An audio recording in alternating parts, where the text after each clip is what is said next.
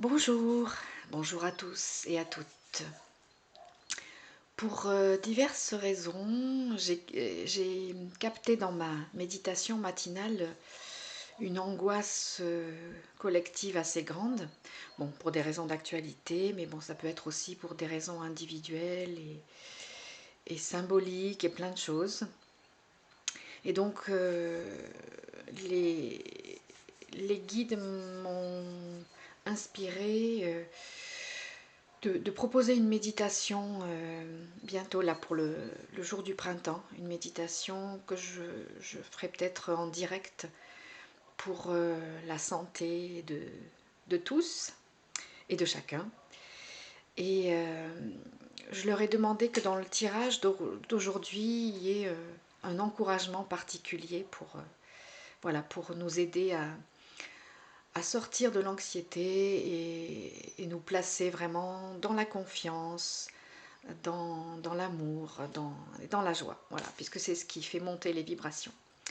Alors, la première carte, c'est celle de l'ange Raziel, et elle nous parle d'éternité. Et je ne sais pas si vous le voyez, il y a des anges qui tiennent un symbole de l'infini. Alors cette carte, elle vient nous rappeler que nous ne sommes pas de simples mortels, que nous sommes des êtres éternels. Et que nous avons cette puissance de l'infini, cette puissance infinie aussi, de l'infini et infini. Parce que nous sommes des êtres divins, parce que nous sommes des êtres multidimensionnels. Et que nous devons savoir nous élever au-dessus de notre réalité tridimensionnelle pour percevoir ce qu'il y a d'une manière plus générale, pour percevoir le grand plan de l'univers. Voilà, dans une perspective d'éternité et non pas dans notre temps linéaire qui n'est qu'illusion. La deuxième carte, mes expériences extérieures sont le reflet de mon état intérieur. Mes expériences extérieures sont le reflet de mon état intérieur. Ça revient à dire ce qu'on répète souvent, à savoir que nous créons notre réalité en fonction de ce à quoi nous pensons, en fonction de ce à quoi nous portons notre attention. C'est pourquoi si nous voulons que nos expériences extérieures soient agréables, nous devons nous créer, nous devons nous cultiver un état intérieur qui soit agréable, qui soit serein et joyeux. Voilà. C'est pour ça que ces jours-ci particulièrement, c'est important de faire ça, de cultiver cette joie et cette paix intérieure par tous les moyens. Alors, la troisième carte est une carte de l'oracle d'Isis. La récupération de l'âme, guérison de l'âme par la déesse.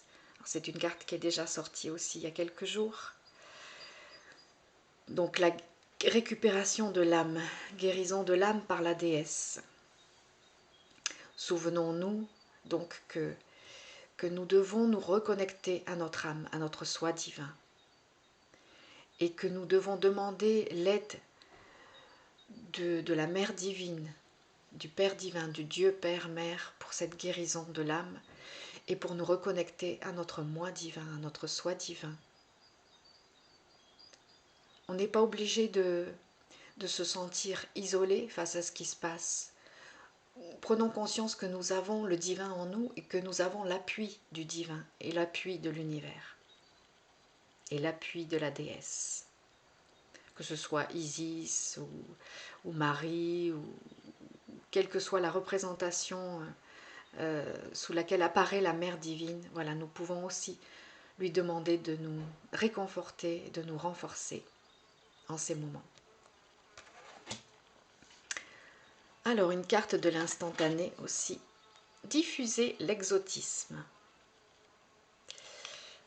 Alors, dans dans notre symbolique, l'exotisme, c'est souvent quelque chose de joyeux et de coloré. Donc je suppose que c'est aussi l'idée de ce message, diffuser l'exotisme. Donc sortir peut-être de notre routine pour aller vers des choses inconnues et joyeuses en même temps. Voilà. C'est pas... C'est vrai que l'inconnu nous fait souvent peur, mais l'inconnu, ça peut être aussi une source de joie, de découverte, d'émerveillement. Alors, diffusons l'exotisme dans, dans le sens que nous y trouvons personnellement, à cet exotisme. Et le message des valeurs clés. Tolérant. J'ai assez de maturité pour aller au-delà des attentes et assez de compréhension pour m'accommoder de toutes les situations. Alors voyez, ça fait vraiment appel à notre sagesse intérieure. La maturité, c'est pas forcément la maturité de l'âge, hein, mais c'est la maturité du cœur et de l'esprit pour aller au-delà des attentes, bon, quelles qu'elles soient, et aussi assez de compréhension pour m'accommoder de toutes les situations. Alors, collectivement, la situation n'est pas très encourageante en ce moment, et peut-être qu'individuellement, vous rencontrez aussi des situations qui vous perturbent. Alors, ayez assez de compréhension, c'est-à-dire assez de sagesse. Connectez-vous à votre sagesse intérieure, à votre sagesse divine, pour vous accommoder de toutes les situations, à savoir pour savoir qu'elles ont un sens, pour avoir cette conviction intime qu'elles ont un sens et que tout est pour le mieux. Quoi qu'il se passe, tout est pour le mieux, tout est parfait et tout est inscrit dans le plan divin. Et nous devons à la fois accepter le plan divin et contribuer à le manifester en créant une réalité qui soit alignée sur le divin. Voilà mes chers humains, mes chers frères et sœurs humaines, frères humains et sœurs humaines, je bafouille un peu. Voilà, soyons dans cette connexion au divin, à l'univers, à la divinité, à notre sagesse intérieure. Et restons dans la joie, dans la confiance, dans la conviction que tout est pour le mieux. Même si ça nous paraît difficile, même si ça nous paraît sombre, tout est pour le mieux. Et tout a un sens. Voilà, tout a une raison d'être. Eh bien, je vous souhaite une très belle journée.